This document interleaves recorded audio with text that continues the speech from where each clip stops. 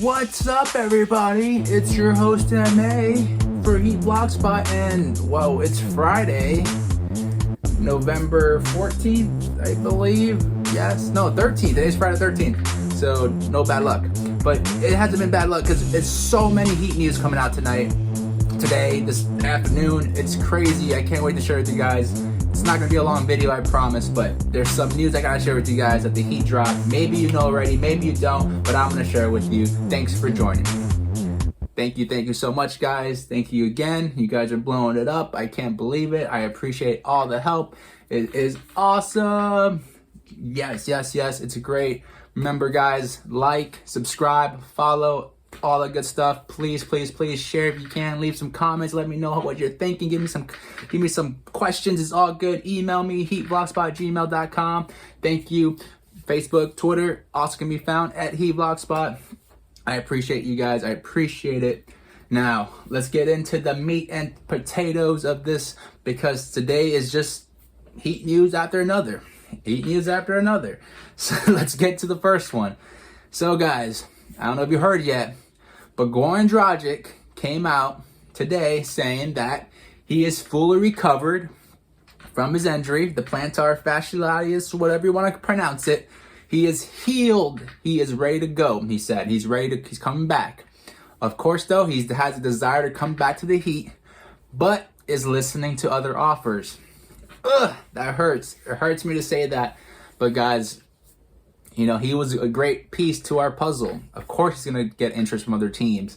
And of course, he still loves Miami and thinks that this is a great place for him to end his career and play another season and for his family and everything. It all works out. But of course, it's a business and you got to listen to everything because you never know what's out there. And I think Dallas is going to be a huge obstacle course to get over, depending on what they offer him. But you never know. I still love Goran, but it's just awesome to know that Goran Dragic is healthy, back, and is willing to come back to the Heat for the right offer. So let's hope, guys. Fingers crossed. Keep your fingers crossed. Please, let's hope he comes back. All right. That's news number one, all right? News number two, Udonis Haslem came out earlier today. Today's awesome, saying that he's coming back for the 18th season, guys. 18th season with one team only. That's us. Our Miami Heat. The captain is back, and you gotta love it. You gotta love it. I don't care if he's taking up a roster spot, because the finals, when he was talking to the Heat, all that, even throughout the season, his presence alone, his work ethic, everything just embodies Heat culture, and that's what you need, especially in a year that we don't know what we're gonna be like in this upcoming season. December 22nd is weeks away, and we do not know what team we'll have. A lot of our players are free agents. We are in so many trade talks. We're in reports to get a bunch of different people, apparently. So you never know what's going to happen. A part of me thinks we might run it back most of the same team with a little bit of extra here and there. We just don't know yet. But you know what? At least we know Udonis Haslem is going to be back. And UD is perfect. I don't mind him at all. It's awesome to have him. He should retire his number eventually. Yeah, hopefully he has a statue one day too with Dwayne Wade. So it's all good to me, guys. It's all good to me. And thank you. Let's congratulate UD being back. All right.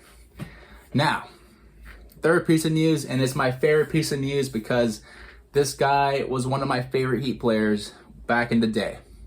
And Coach Spo just hired this guy to be his next assistant coach, because we all know that, unfortunately, Dan Craig, who was our head assistant coach the last couple of years, and was the coach of our G League team a couple of years ago, the Skyforce in Sioux Falls, he is moving on and joining Ty Lue's coaching staff in the Clippers, in LA. So, whatever. You know what?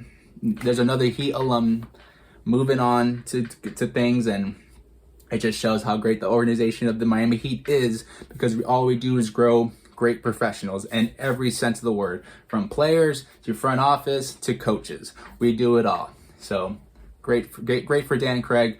But guys, let's go back to who spoke higher today. And he hired Caron Butler, the Heat's 2002 10th pick of that draft. Caron Butler. And this guy I loved. I loved Caron Butler because he had a great rookie year. He was all rookie team, right? All rookie team with the Heat. He was putting up big numbers for us, I thought, as a rookie. He played 78 games, only missed 4 games. I remember one of his first points ever in the league, and I believe we're playing the Magic, if I'm correct. He tip slammed it, and that's how you knew this kid was something else. Like, I was like, oh, this guy is gonna be good. It was great. He averaged 15.4 points for us, 5.1 rebounds, almost 3 assists, almost 2 steals, 1.8 steals. He was just a Heat player. And you know what? If Shaq was never in the picture, I believe Caron Butler and Dwayne Wade would have been a great duo in the NBA eventually. And we would have had Lamar Odom too. That would have been a crazy big 3 to watch grow.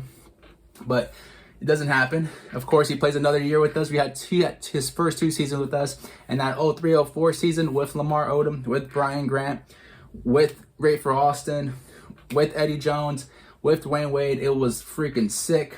He only averaged 9.2 points, but it's because we had Lamar Odom, we had Eddie Jones, we had now Dwayne Wade. It was rookie Dwayne Wade in that year, and you know, all these other pieces. But he was still a perfect player for us. He was awesome, and I wanted his jersey so bad. And I remember my dad started working for them then around there too. And I even remember the draft day, man, because we had the 10th pick, and since this is me in middle school, I have time. I'm a child, so I actually have time to watch the NBA and college sports. So I was watching college sports for, college basketball for a little bit in that year. And I remember watching Caron Butler at UConn, and he won Big Ten Player of the Year that year. His last senior, not his senior year, but one of his last years. He won Big Conference Player of the Year, and he was amazing to watch in college. And I knew this kid was going to be good. I actually thought he was going to be a top 5 pick. And then the draft comes. We're at the Heat draft party at the arena. Boom, boom, boom. I'm walking around. They had trading card dealers. I was trying to get my trading cards on. I still have a lot of trading cards. If you guys collect trading cards, basketball cards, hit me up. I would love to trade some with you. Sell you some. I have a bunch. Heat, anybody. I got a rookie upper deck, Ray Allen, and Tracy McGrady. Just letting you know. Anyways, but back to Caron. It's going to the draft. The Suns had the 9th pick. Still on the board is Amara Stoudemire and Caron Butler. I wasn't mad. I was like, we're going to get a stud. Because I knew Amara Stoudemire was going to be good. Watching his highlights in high school, watching how great he was a man among boys, and you just knew in the NBA he was going to be a good player either way. And then Caron Butler, I knew. No one knew him. Everyone in the building was like, who's Caron Butler? And I'm like, Caron Butler is the man. But I'm 6th grader, whatever I am, and no one's listening to me. But I knew in my heart that this guy was going to be sick. And he was. He was a great pick for us. And those couple of seasons were great. I remember he had great defensive plays. He had great offensive plays. And after the Heat, he grew into a great player. He eventually gets traded to the Shaq deal. Went to the Lakers. The Lakers dealt him to the Washington Wizards eventually for I believe it was Antoine Jameson they got. I forgot who they got. But ends up going to Washington with the Gilbert Arenas team, and I think the Antoine Jameson team. That's when he got Antoine Jameson, and they were pretty good, honestly.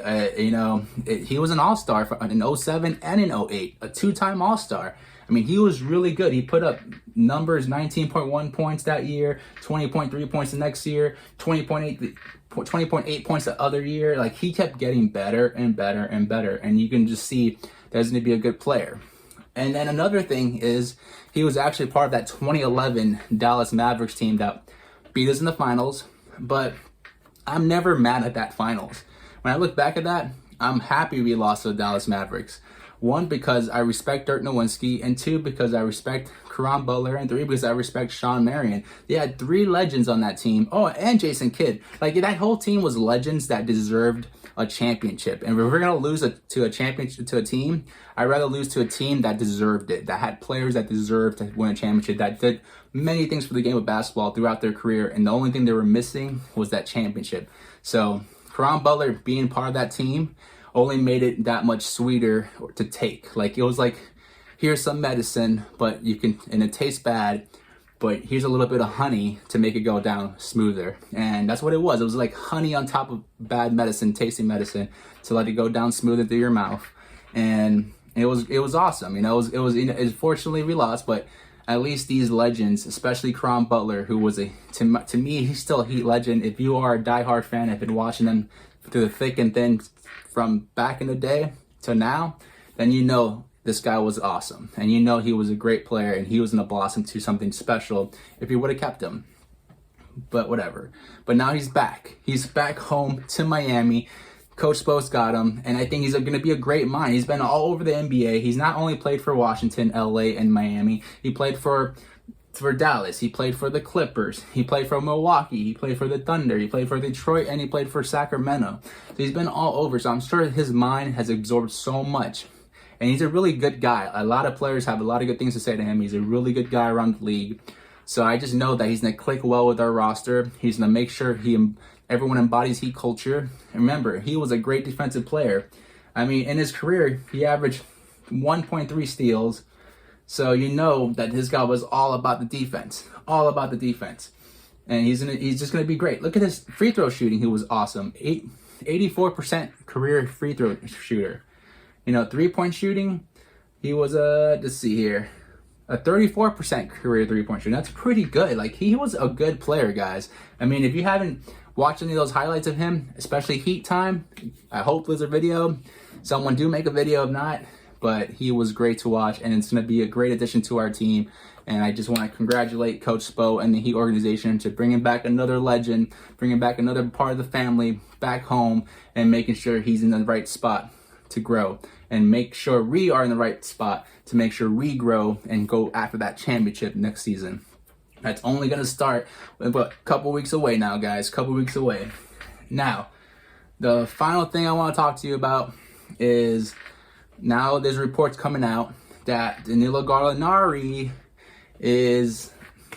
want to come into Heat. Like, we're the front runners right now to him coming to the Heat. So that's pretty good news, and we already know that he said that money ain't a thing. Winning a championship is right now the thing. So let's hope he puts the money where the mouth is, and he accepts something reasonable that we can still keep Dragic, maybe bring back Jay Crowder, because starting lineup of maybe, it might be Tyler Hero instead of Goran, but I'm going to say Goran for now.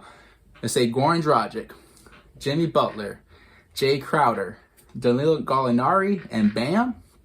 Ooh, that's a good starting lineup. And then you still have on the bench Duncan Robinson, Tyler Hero, Kendrick Nunn, KO, Andre Iguodala. Now we're talking big. Now we're talking good. And then maybe you don't even start Jay Crowder. Maybe you start Duncan Robinson. Maybe you start somebody else. Maybe you just put shooters out there. Maybe you don't start Goran again. Maybe you put Tyler Hero. Maybe you put Kendrick Nunn again. You don't know. There's so many. That lineup is going to be so versatile, that roster, that it's a lot of things. So, hey, maybe Dino comes. It'll be great. I think it has to be the right contract. I'm hoping only a 1-year contract, because I think 2021 is still the key, because I'm not only looking at Giannis, I'm looking at Kawhi, I'm looking at all these big names that are going to be available most likely, and we need to be sure that we're in the best position to put our team over the hump. And I don't think this free agent class has much to offer about that solution, that problem we have. But whatever. Let's see what happens. Dino might come. Hey, letting you know now. You probably know already, but letting you know if you don't. All right. Whoops. All right. And let's see. There's actually one more piece of thing I want to let you guys know. So, I am going to do a raffle, right? I have some ideas. I'm not sure what I'm going to raffle off first, but just to give you guys some clues, I might raffle off some Heat hats. I might raffle off sunglasses, Miami Heat sunglasses. I might raffle off some LeBron James Miami Heat jerseys. All right? I might raffle some jerseys. But I really need to know what the feedback is, guys. Of course, the raffles are going to be connected to my subscribers. So depending on how many subscribers I get, then I'm going to do a raffle, and then it's going to be whoever my subscribers are going to be part of that raffle.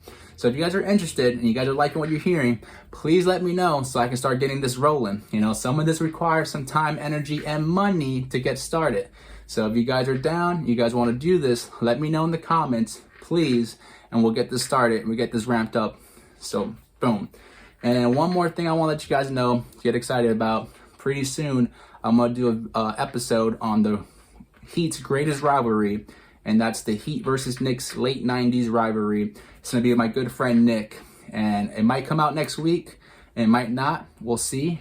I'm going to do some work on it, but it's going to be a great episode because that's when I first got into the Heat. It was one of the greatest rivalries. Our teams matched up so well, and so much connections between both franchises, and we'll get into it, but that's something for you guys to look forward to. So guys, that's my episode. I've been MA. You guys have been great. Ladies too. Thank you so much for joining me this Friday, November 13th. I'll have a safe Friday the 13th. Be responsible. Have a great weekend. Thank you. Deuces.